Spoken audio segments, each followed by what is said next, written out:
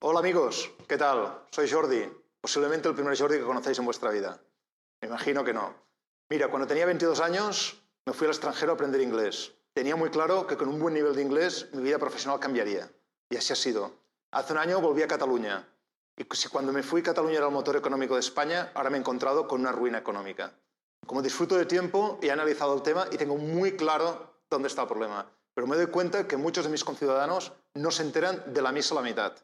Por eso he preparado una pequeña presentación, que quiero hacer claro dos temas. Uno, yo no milito para ningún partido político, ni ganas. Y segundo, todas las cifras que he utilizado son cifras de fuentes oficiales del Estado. O sea, que lo que hay es la realidad del día a día. Bueno, para que no sea un tostón, he contratado una familia muy simpática que nos acompañará por este viaje de la vida. Se llaman, ahora lo descubriréis, primero hablemos de dónde viven. ¿Reconocéis esta ciudad? Quizás París. No, es Santa Coloma de Gramenet. Y como estas ciudades hay muchas en Cataluña. ¿Sabéis en Cataluña cuál es el apellido más común, el más utilizado? García. Incluso hay una población en Cataluña, por difícil que sea de creer, que se llama García. Imaginaros si es popular García en Cataluña. Bueno, pues os presento en exclusiva a la familia García de Santa Coloma de Gramenet. Los famosos García, que tanto habéis oído hablar en la vida, aquí los tenéis. La pequeña es la que está al lado del padre. Se llama Ana y este año va a empezar la universidad.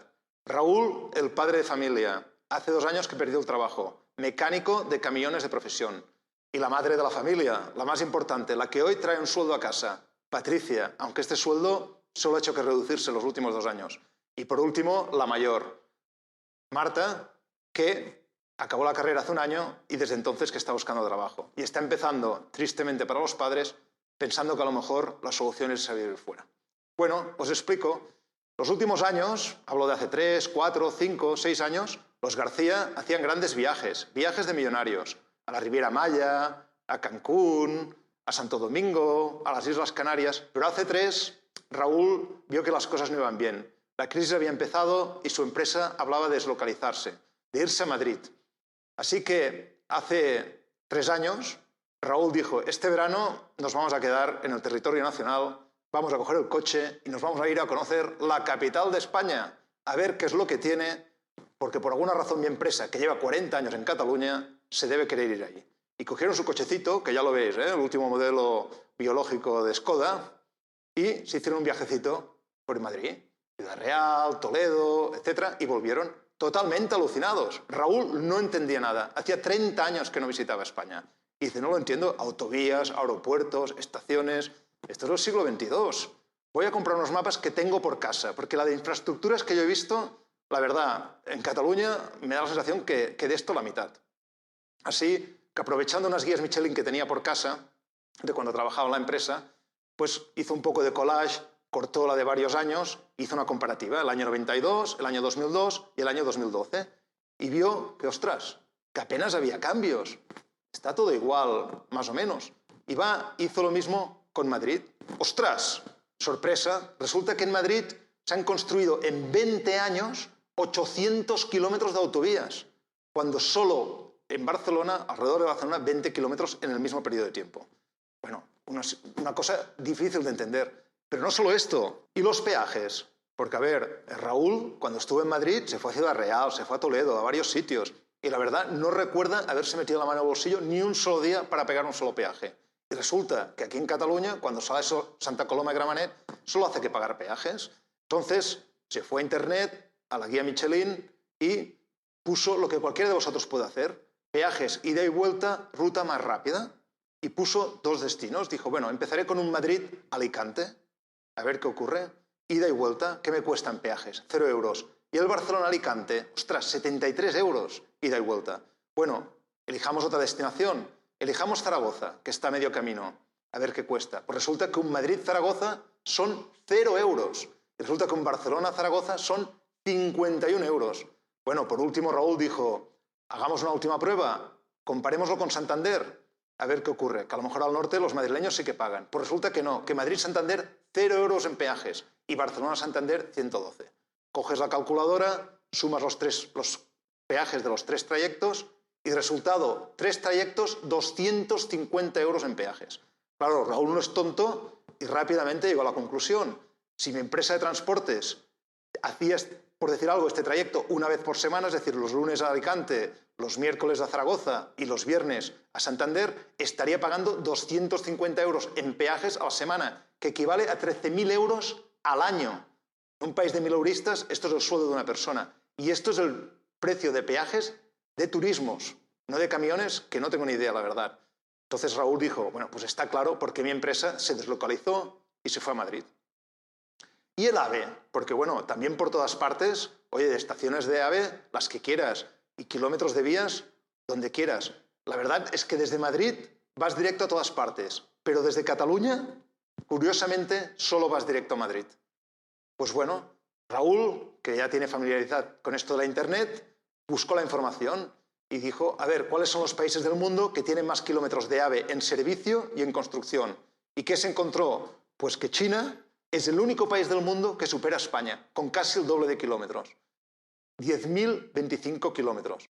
Raúl dijo, bueno, a ver, si China tiene el doble de kilómetros de AVE que España, será porque es el doble en tamaño o en población. Vamos a compararlo. Cogió un mapa del mundo, cifras que todos podéis encontrar por Internet, hizo la comparativa. A ver, España tiene la mitad de kilómetros de AVE que China, es decir, China tiene casi el doble, comparemos el tamaño de los países. Y resulta que España tiene 500.000 de kilómetros cuadrados y China casi 10 millones. Es decir, China es casi 20 veces más grande en tamaño. En realidad, de punta a punta, China hace 5.000 kilómetros. Y población, a lo mejor es la población que es el doble. Pues no. Resulta que en la China hay 1.350 millones de habitantes. Es decir, 30 veces más que en España. Entonces, todo cuadra. No le extraña a Raúl que cada kilómetro de AVE español pierda dinero. O sea, no hay ni un kilómetro de AVE en España que sea rentable. Ni el Madrid-Barcelona, que es el trayecto más utilizado, ni ese gana dinero. También pierde dinero. Y ya no digamos del AVE Toledo-Cuenca-Albacete como ejemplo, que fue inaugurado el 19 de diciembre del 2010 y 6 meses más tarde lo cerraron con una media de 9 pasajeros al día y un coste de mantenimiento de 18.000 euros al día. Es decir, cada pasajero que cogía el AVE le costaba al Estado, es decir, a todos los ciudadanos, 2.000 euros por pasajero que cogiera el AVE. Bueno, hace 2 años Raúl ya había perdido el trabajo, este año pensó, mejor no vamos de hoteles y mejor pues nos aprovechamos un poco la familia. Y se fueron a visitar la familia de Patricia, en el sur, una gente encantadora, agradable y súper generosa y divertida. Cogieron el cochecito, se fueron para abajo y ahí se fueron a pasar el verano. Y al volver, Raúl dijo, ya he encontrado la solución. Es que soy tonto. Lo que tendría que hacer es buscar trabajo como funcionario en Cataluña, porque la verdad he estado ahí y muchos hacen de funcionarios, otros reciben el PER. A ver qué posibilidades tengo en Cataluña, se pregunta Raúl, de ser funcionario. Bueno, pues Raúl, malas noticias para ti. Tienes muy pocas posibilidades. Y te vamos a explicar por qué. Si buscas la información por Internet y buscas el porcentaje de funcionarios sobre la población activa de las distintas comunidades autónomas, aquí lo tienes, verás que bueno, la mayoría están entre un 15 y un 20%. ¿Dónde está Cataluña? Cataluña no llega ni al 10%. O sea, de cada 100 ciudadanos que trabajan, menos de 10 son funcionarios en Cataluña. Cualquier otra comunidad tiene muchos más funcionarios por habitante que Cataluña. Es decir, que lo tienes muy mal. Bueno, ¿y la pequeña qué dice? Pues bueno, resulta que la pequeña conoció a un chico en Sevilla, simpático, salao, que le dijo que había conseguido una beca. Y ella, como os podéis imaginar, como ve que su padre ha perdido el trabajo y su madre le han reducido el sueldo, dice, pues a ver si puedo conseguir una en Cataluña. Porque, hostia, un poco podría ayudar a mis padres, ¿no? ¿Cómo lo tiene la pequeña para conseguir una beca? Pues muy pocas posibilidades. Un poco mal. ¿Por qué? Bueno, pues veamos una gráfica.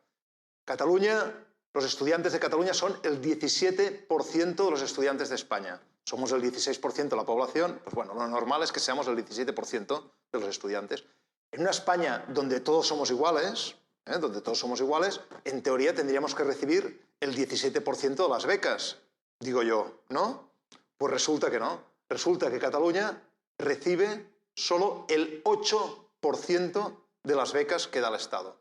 Es decir, menos de la mitad.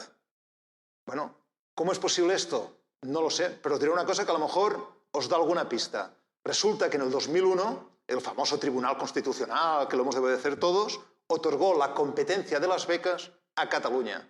¿Han pasado cuántos? Pues han pasado 12 años y aún no las ha traspasado.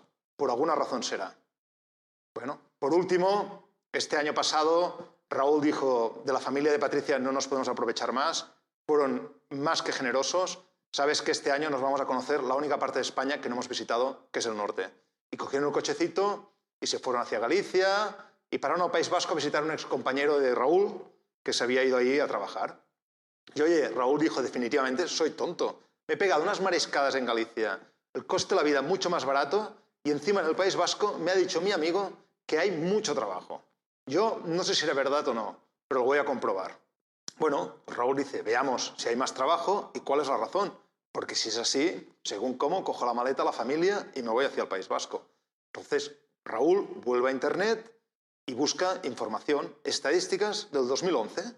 Resulta que en el País Vasco, a finales del 2011, el paro era el 12,6% de la población activa. Es decir, de cada 100 personas en edad y en condición de trabajar, 12,6 estaban en el paro. Pues en ese mismo periodo de tiempo, el paro en Cataluña era de 23,94%, es decir, casi el doble. 24%, casi el doble del paro en el País Vasco. O sea, dentro de un mismo país, de una comunidad a la otra, casi el doble de paro. Él le preguntó a su amigo, ¿cómo es posible que haya más trabajo aquí? Y su amigo le explicó que, bueno, que en el País Vasco resulta que de cada 100 euros que pagan impuestos los ciudadanos del País Vasco, casi el 100% se reinvierte en el País Vasco. ¿Y qué significa esto? Pues esto es un círculo vicioso, es el pez que se muerde la cola. Los ciudadanos vascos, como en cualquier parte del mundo, trabajan y pagan sus impuestos. Y estos impuestos, como en cualquier parte del mundo, los recauda, ¿quién? Pues el gobierno vasco. ¿Y qué hace el gobierno vasco con estos impuestos? Pues los reinvierte en infraestructuras para las familias vascas, en hospitales, en carreteras, etc. ¿Qué genera esto? Pues esto genera más trabajo en el País Vasco, que a su vez genera más impuestos, que a su vez hace que el gobierno vasco recaude más, y así sucesivamente, dijésemos que se retroalimenta. De acuerdo, todo esto está muy bien, pero ¿qué pasa en Cataluña? ¿Qué pasa con los impuestos que pagamos los ciudadanos de Cataluña? Se preguntan los García. Bueno, pues analicémoslo. Cojamos 100 euros que pagan impuestos cualquier ciudadano en Cataluña, trabaje o no, en cada producto que consume, cada vez que compra un paquete de tabaco, cada vez que paga el IVA. Y veamos dónde van a parar. 100 euros son 20 billetes de 5. ¿Verdad o mentira? ¿Verdad? Bueno, de media sepáis que las ayudas de la Unión Europea vienen a ser unos 15 euros por cada 100 euros que paga un ciudadano español en impuestos. Esta sería la media. Es decir, por cada 100 euros que pagan los García, de media la Unión Europea colabora con 15. Es decir, que esos 100 se convierten en teoría en 115 euros que dispone España para infraestructuras. Cojamos dos calculadoras, la del Gobierno de Cataluña y la del Gobierno de España. ¿Cuántos de esos 100 euros los recauda el Gobierno de Cataluña? Pues muy poquitos, tan poquitos como el 5%. Es decir, de cada 100 euros que pagan los ciudadanos de Cataluña, en impuestos, 5 los recauda el Gobierno de Cataluña. ¿Dónde van los otros 95? Los otros 95 los recauda Madrid. ¿Cómo? De 1000 formas distintas. IVAs, IRPFs, patrimoniales, eléctricas, tabacos, alcohol, etc. Más el 100% de las ayudas de la Unión Europea. Es decir, esos miles de millones que durante 2 décadas nos está dando la Unión Europea en los fondos de cohesión, todo eso lo recauda el Gobierno de Madrid. Es decir, de los 115 euros, 110 los recauda Madrid, 5 el Gobierno de Cataluña. ¿Qué hace el Gobierno de Madrid? Bueno, pues como muchos gobiernos del mundo, reparte los impuestos recaudados y devuelve a Cataluña una parte de los impuestos que han pagado los ciudadanos para que Cataluña pueda pagar por los servicios de los García. Así pues, nos reenvía 55 euros. ¿Y para qué sirven esos 55 euros? Pues para pagar los servicios de los García y de todos los ciudadanos de Cataluña, la sanidad, la educación, los Mossos, los bombers, etc. Así pues, los 55 que nos reenvía Madrid más los 5 que habíamos recaudado en Cataluña van a parar a pagar los servicios de los Mossos. Pero sorpresa, resulta que 60 euros no son suficientes. Entonces, ¿qué tiene que hacer el Gobierno de Cataluña? Bueno, pues los famosos recortes, recortar por donde puede. No es que no haya suficiente dinero en Cataluña, es que no nos devuelven suficiente dinero. Entonces, tienen que recortar. Pero claro, ¿hasta dónde recortan? Porque lo que no pueden hacer es cerrar escuelas, cerrar hospitales, etc. Entonces, ¿qué opciones tienen? Bueno, una, los famosos bonos, vender bonos a la población. Pero bueno, la población, primero muchos no tenemos ahorros y luego ya pagamos suficientes impuestos. Encima hemos de comprar bonos y financiar nuestro propio gobierno, que es que no es suficiente con los impuestos que pagamos. ¿Qué otra opción tiene el gobierno de Cataluña? Bueno, pues subir los impuestos. Primero, tiene muy poco margen y luego hay un límite hasta donde puede subir los impuestos. Porque si lo sigue subiendo, las empresas se van, los grandes patrimonios se van, nadie quiere montar una empresa o vivir en un territorio que te asfixie en impuestos. Así pues, ¿cuál es la última solución que tiene el gobierno de Cataluña? Es pedir que le devuelvan parte del dinero que ha ido a Madrid y no ha vuelto a Cataluña. Así pues, le pide a Madrid que por favor le devuelva al menos 25 euros para poder pagar los servicios y poder evitar los recortes. ¿Y qué dice Madrid? Que devolver nada de nada. Que si quiere nos hace un préstamo. Eso sí, un préstamo con intereses. Es decir, que acabamos debiendo 25 euros más intereses. O sea, los García pagaron 100, Europa ayudó con 15, resulta que se han invertido 60 en Cataluña, más 25 que nos ha dejado el Estado con intereses, con lo cual debemos 25. No sé si me seguís, pero fijaros la barbaridad, ¿eh? Bueno, los García, como me han ayudado a hacer esta presentación, ellos sí que ya lo entienden y lo tienen muy claro.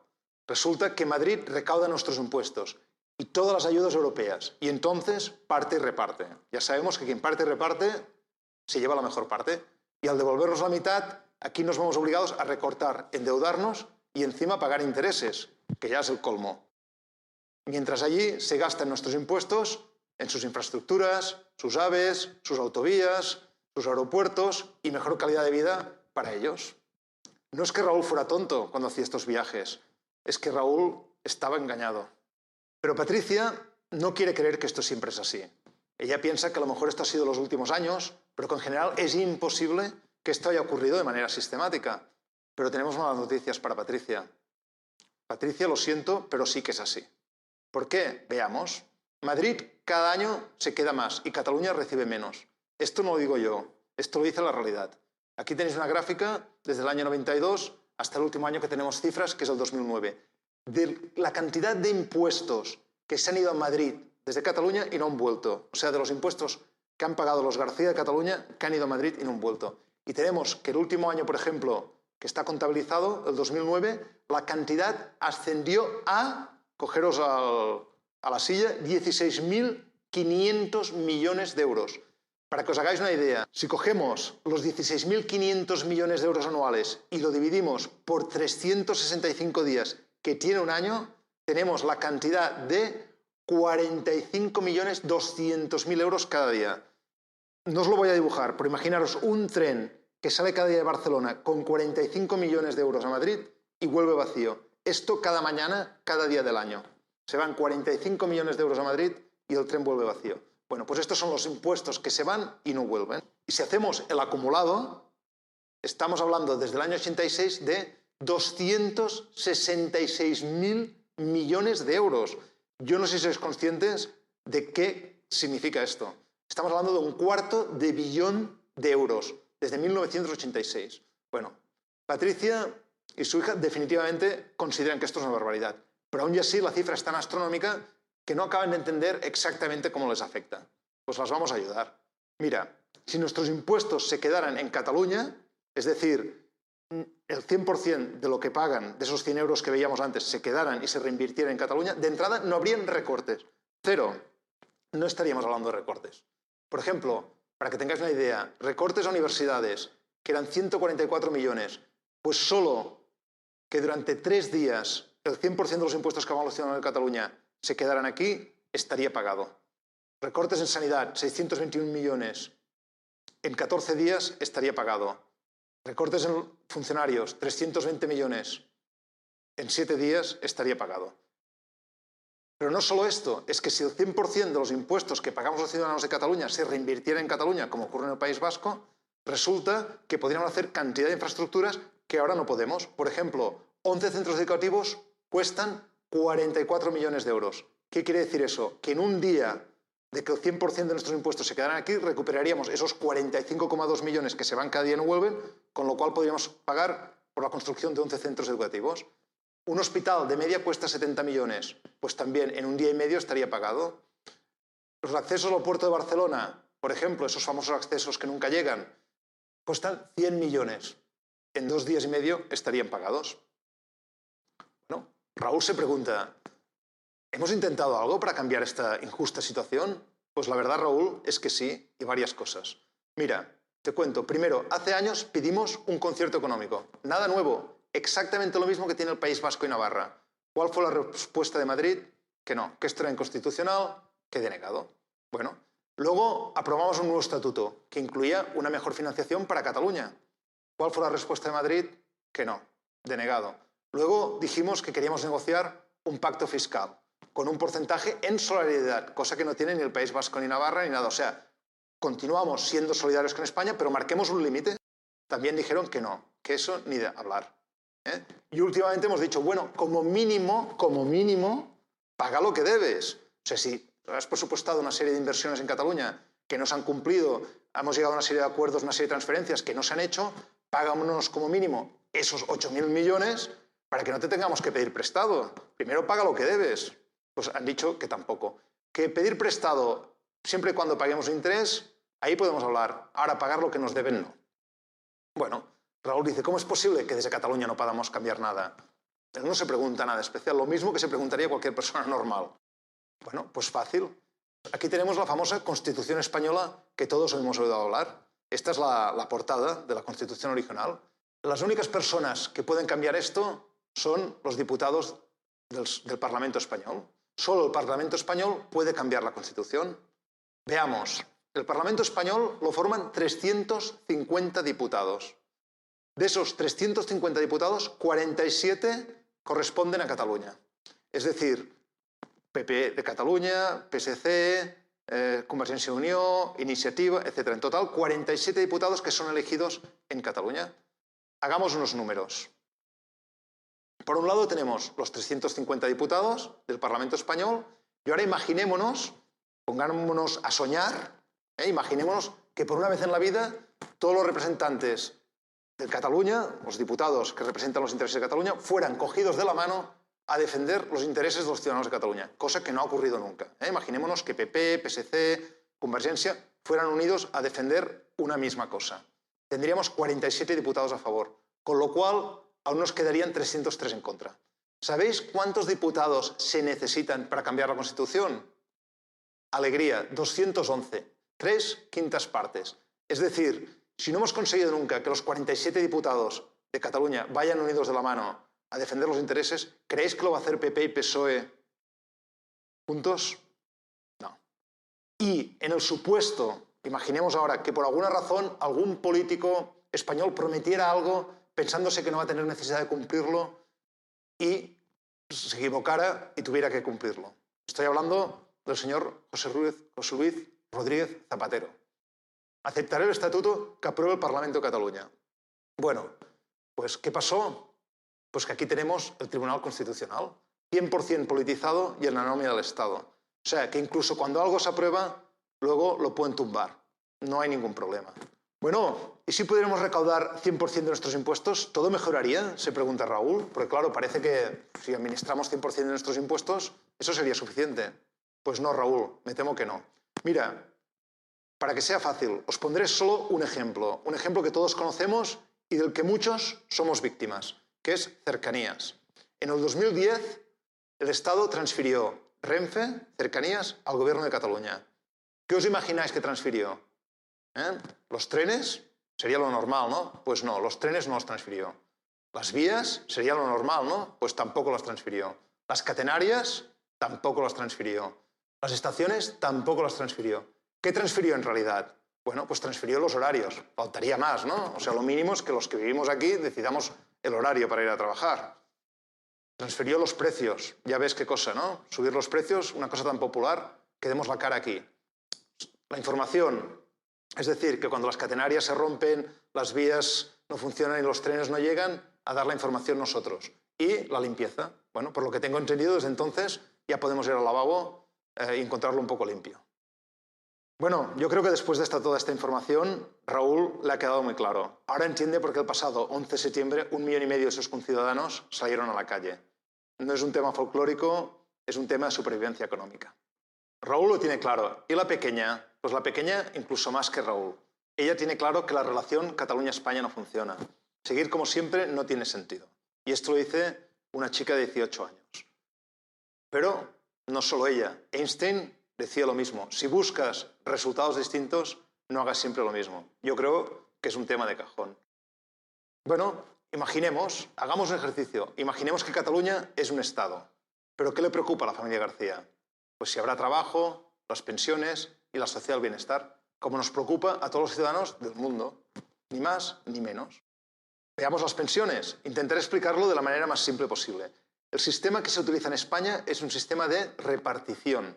¿Qué significa un sistema de repartición? Bueno, por un lado tenemos los trabajadores. Cientos, miles de trabajadores y empresas que cotizan, pagan sus impuestos al gobierno de España. Y por otro lado tenemos los padres, abuelos de estos trabajadores que reciben su jubilación. Bueno, pues cada mes estos trabajadores y empresas pagan sus impuestos. Cada mes ese dinero que el gobierno ingresa por un lado lo utiliza por el otro para pagar las pensiones a los jubilados de España. Y esos años, como han sido, no los últimos, pero 2006, 2007, etcétera, los años de bonanza, que sobra algo, pues ese algo se guarda. ¿Dónde se guarda? Pues en un tipo de hucha que se llama Fondo de Reserva de la Seguridad Social. Analicemos Cataluña. Cataluña somos el 16% de la población. ¿Sabéis cuánto aportamos a ese Fondo de Reserva de la Seguridad Social? Bueno, pues casi el doble de lo que somos en población. El 29%. Es decir, los ciudadanos de Cataluña aportamos al Fondo de Reserva de la Seguridad Social el doble de lo que nos correspondería si todos los ciudadanos españoles aportásemos lo mismo. ¿Qué quiere decir? Que si Cataluña fuera un Estado independiente, no solo se pagarían las pensiones, sino que encima podríamos aumentarlas, porque dispondríamos del doble de dinero que disponemos en la actualidad para pagar las pensiones. ¿Qué ocurre en el caso de España? Rompamos la hucha y veamos qué hay dentro. No hay nada. Calderilla y papelitos. ¿Por qué? Porque todo este dinero se ha gastado principalmente en deuda del Estado, en tesoro público. Algo que en principio no tendría que haber sido así. Bueno, ¿qué significa esto? Que España tendrá que continuar bajando las pensiones y subiendo la edad de jubilación. Y esto ya está ocurriendo, como todos sabéis. La pequeña dice, bueno, pero la deuda del Estado español es segura, ¿verdad? Porque esto lo han explicado en el colegio. Pues lo siento, pero no. Mirar, os voy a poner un solo ejemplo de 23 que os podría dar. España fue el primer Estado moderno en quebrar y el que más veces ha quebrado. Aquí hay unos cuantos ejemplos, pero yo voy a elegir solo uno, que es la crisis de los ferrocarriles de 1866 de Isabel II. Mediados del siglo XIX, en Cataluña se empezaron a construir una red de ferrocarriles que lo pagó capital privado de empresarios que querían hacer llegar sus mercancías al puerto de Barcelona. Así pues, se creó una red de ferrocarriles para unir las distintas fábricas de Tarrasa, de Sabadell, de Mataró, al puerto de Barcelona. ¿Qué ocurrió en Madrid? Pues la capital de la corte quería no ser menos y dijo, pues vamos a construir una red de ferrocarriles. Y construyó una red de ferrocarriles que unía ¿qué? Bueno, pues los palacios de Oriente, el Palacete del Príncipe, etcétera, etcétera, etcétera. ¿Qué ocurrió? Que esta red de ferrocarriles que construyó Madrid, como solo costaba dinero y no generaba riqueza, significó ostentación y quiebra económica. ¿Y en Cataluña qué significó la red de ferrocarriles? Pues en Cataluña significó industrialización y crecimiento económico. Han pasado 150 años y ¿dónde estamos? Pues con otra crisis de ferrocarriles, con una red que pierde dinero por todas partes y con un Estado endeudado hasta las orejas. ¿Sabéis cuál es la deuda acumulada del Estado entre particulares, empresas y Estado? 3 billones de euros. Repito, 1 billón es 1 millón de millones y 1 millón de euros son 160 millones de pesetas. O sea, es imposible que el Estado español pague esto. Y el Estado español hará fallida por vez 24, como las otras 23 veces. ¿Qué significa esto? Que la social bienestar se ha acabado. Y esto no lo digo yo. Abrid cualquier periódico y os encontraréis estos titulares. La pobreza se dispara, la pobreza infantil sube, los hogares españoles vuelven a la bombona de butano, etc. En el 2008 habían 10,6 millones de españoles en el límite de la pobreza. O sea, a punto de cruzar la línea de la pobreza. Han pasado 4 años, estamos en el 2012, bueno, el año pasado, y 12,7 millones de personas. Uno diría, bueno, esto se puede solucionar. Esto se soluciona si hay trabajo. ¿Cuál es el paro en España? Bueno, veamos el paro en Europa. Ya veis, la mayoría de países están por debajo del 10% y hay un grupito que está entre el 10 y el 15%. Y hay dos que están por encima del 15%, Portugal y Grecia. Pero ¿sabéis cuál es el campeón, no? A finales de 2012, aquí lo tenéis. Líder europeo en deuda y paro, un 26,1%. Y este año ya hablan del 27% de paro, que no nos lo quita nadie. Con 27% del paro, ¿cómo creéis que se puede pagar esta deuda y cómo creéis que puede mejorar la sociedad del bienestar? Bueno, y la pequeña se pregunta, con este panorama, ¿qué pasará con la independencia? ¿Habrá trabajo? ¿Recuperaremos la sociedad del bienestar? Porque lo último que ella quiere hacer es tener que pasar por lo mismo que pasaron sus abuelos, los padres de Patricia. Coger las maletas, irse al extranjero y empezar de cero. Pues no, no te preocupes, pequeña, porque con la independencia sí que habrá trabajo y sí que recuperaremos la sociedad del bienestar. ¿Por qué? Ahora te lo cuento. De entrada, nuestros impuestos ya no se irán de Cataluña. ¿Recordáis los 45,2 millones de euros que salen cada día y no vuelven? Estos se quedarían aquí. ¿Qué significa? Pues repasemos rápido. Se acaban los recortes, se vuelven a hacer promociones de Mossos, profesores en las escuelas, más médicos, etc. Y dinero para inversiones, hospitales, escuelas, conexiones, carreteras, etc. Aparte de esto, ¿qué pasa? Que podremos ya decidir políticas favorables para nuestras empresas y trabajadores. El ejemplo más claro que todos conocéis, el famoso corredor del Mediterráneo. ¿Cuál es la propuesta europea? Pues la lógica, un corredor que pase por el Mediterráneo recogiendo mercancías en los distintos puertos del Mediterráneo. ¿Cuál ha sido la propuesta del Gobierno de España? Que de eso ni hablar, que el corredor del Mediterráneo ha de pasar por el medio de la meseta central y de ahí por el medio de los Pirineos por su punto más ancho. Resultado, Europa dice que si lo quieren hacer que se lo paguen ellos y España dice, pues ¿sabes qué? De momento lo aplazamos. ¿Qué pasaría si fuéramos independientes? Pues que esto ya estaría aprobado no de hoy, de hace años. ¿Qué nos permitiría esto? Pues convertirnos en el motor del sur de Europa. ¿Cómo? Bueno, ahora os lo explico. ¿Sabéis dónde hay más tráfico de mercancías en el mundo? Pues entre Europa y Asia. ¿Y sabéis por dónde pasa ese tráfico de mercancías? Pues ahora lo veréis. Por el canal de Suez. Cada día hay barcos que vienen de Asia cargados de productos fabricados en China, en Japón, en Taiwán, Tailandia, etc., que cruzan el canal de Suez, cruzan el Mediterráneo, dan la vuelta a la península ibérica y descargan en el puerto de Rotterdam y Amberes. ¿Y qué ocurre en Rotterdam y Amberes? Que esos mismos barcos se rellenan de contenedores con todo de productos europeos para los que hay demanda en el mercado asiático. Coches, perfumes, artículos de lujo, etc.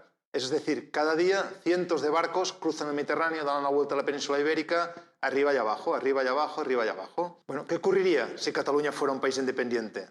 Bueno, pues de entrada controlaríamos los trenes y los barcos. ¿Qué nos permitiría eso? Pues permitiría que nos convirtiéramos en la principal puerta logística de entrada de mercancías del sur de Europa. ¿Por qué? Bueno, fácil. De entrada podríamos construir el famoso corredor del Mediterráneo, como mínimo de Tarragona hacia arriba. Es que ya estaría construido hace años. ¿Qué significa esto?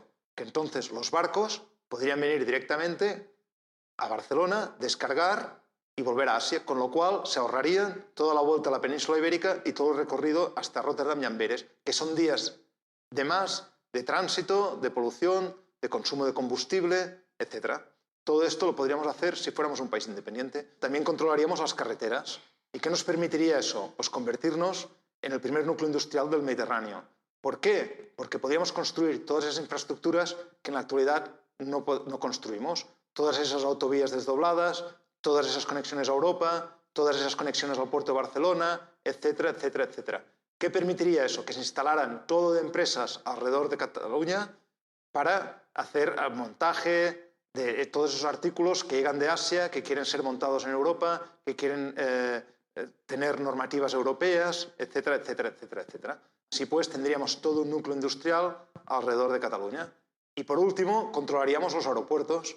¿Qué nos permitiría controlar los puertos? Pues convertirnos en sede de multinacionales y líder en ferias y congresos. ¿Por qué? Porque podríamos hacer lo que en la actualidad tenemos prohibido, que es negociar directamente con aerolíneas internacionales vuelos directos a cualquier parte del mundo. No sé si lo sabéis, pero el único país en Europa que controla los aeropuertos como España es Rumanía. Creo que con eso os lo digo todo. ¿Qué significa? Que desde Barcelona tendríamos vuelos directos a todas partes y de todas partes podrían volar directamente a Barcelona. Bueno, yo creo que está bastante claro. La historia reciente, aparte, lo confirma. Cuando comparamos el paro de España y Cataluña con los últimos países que se han independizado de Europa, nos encontramos que todos ellos tienen un paro muy inferior al que tiene Cataluña y España. ¿Por qué? Porque cuando los países se independizan, se crean toda una serie de sinergias, de actividad económica nueva, desde embajadas que se instalan, a multinacionales que se instalan, a departamentos que se crean, etc. Barcelona pasa de ser una ciudad de la periferia a ser la capital de un estado, por decir algo, y todo eso genera actividad económica. Bueno, pero Patricia y su hija se preguntan, ¿independizarse es legal? ¿Es posible? Porque según los medios españoles está totalmente fuera de la ley. Pues Patricia, Marta, sí que es posible y ahora lo veréis. Solo en Europa, en los últimos 21 años, 15 países nuevos. Eso solo en Europa. Pero cuando cogemos el conjunto del mundo, en los últimos 67 años se han independizado 122 países. Que si lo dividimos por los 67 años, estamos hablando de 2 países cada año, de media. O sea, imaginaros si es posible y si es legal. Y tanto que sí. Bueno, pues ahora vamos a hacer un pequeño viaje sin salir de casa. Y un viaje que no os lo perdáis, a un futuro cercano. Cogeros a la silla porque os vais a marear. Fíjate quién viene por ahí. La familia García. Hostia, un poco más mayores, pero igual de guapos. ¿Se ha cambiado el peinado, Raúl? No, creo que es el mismo. Bueno, ¿qué ha pasado con la familia García? Pues ahora os lo explicaré. La mayor, ¿os acordáis? Que buscaba trabajo y no lo encontraba. Pues buenas noticias. Al final encontró trabajo. ¿Sabéis dónde? En las nuevas oficinas de Vodafone Catalunya S.A. ¿Por qué? Porque Vodafone, igual que está en 80 países, estará en 81, igual que hacen todas las multinacionales de todo el mundo. Donde se abre un nuevo mercado, abren unas nuevas oficinas. ¿Por qué? Porque quieren estar cerca del consumidor, porque quieren estar cerca de los gobiernos si es la industria regulada, etcétera, etcétera, etcétera. Y la pequeña, bueno, la pequeña feliz, obtuvo la beca que quería y encima continúa saliendo con el chico de Sevilla. ¿Qué más quiere si lo tiene todo? Y Raúl, este sí que es feliz, porque este ya se veía con 50 años reinventándose de nuevo y ahora ha conseguido trabajo en lo suyo, mecánico de camiones. ¿Por qué? Porque con el corredor del Mediterráneo cantidad de empresas se han vuelto a instalar en Cataluña para hacer lo típico que hacen las empresas cuando estás cerca de un puerto y de un corredor del Mediterráneo, que es transportar, etcétera, productos. Y por último tenemos a Patricia. ¿Su mejor decisión? Votar sí. ¿Por qué? Porque ahora la relación Cataluña-España es mejor que nunca. Ya no hay ningún canal de televisión dedicado 24 horas al día a insultar y a crear crispación. Todo lo contrario. Ahora solo buscamos el interés común y dónde podemos unir fuerzas para defender nuestros intereses en Europa. Bueno, ya está. Hemos llegado a su fin. Yo encantado de responder cualquier pregunta. Aquí tenéis una dirección de correo electrónico. Cualquier duda que tengáis, por favor, me la hacéis. Y yo os dedicaré 1 minuto y medio de vídeo dando respuesta a vuestras preguntas. Y si este vídeo tiene el éxito que a mí me gustaría que tuviera y que llegara a tanta gente como yo quisiera, os prometo que a la que llegue a los 50.000 visitantes me afeito la cabeza en directo para que aún me veáis las ideas más claras. Pues no sea que este pelo esté interfiriendo en mis señales. Bueno, nada, gracias por escucharme. Felicidades, campeones. Y nos vemos de aquí poco. Adiós.